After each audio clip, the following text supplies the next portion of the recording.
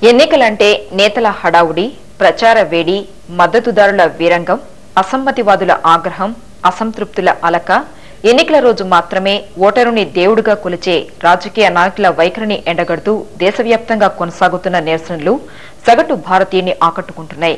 లిప్త కాలం పాటు ఆలోచింపచేస్తున్నాయి.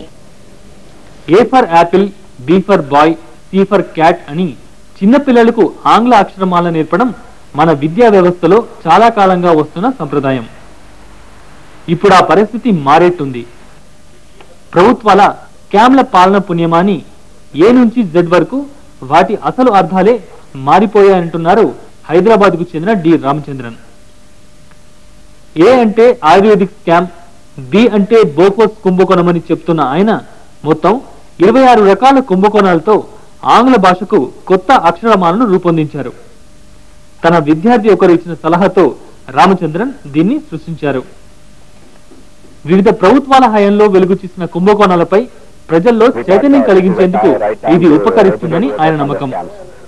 కనీసం అలాగైనా నేర చరిత్రలకు ఓటర్లు గుణపాఠం చెప్తారని రామచంద్రన్ విశ్వసిస్తున్నారు.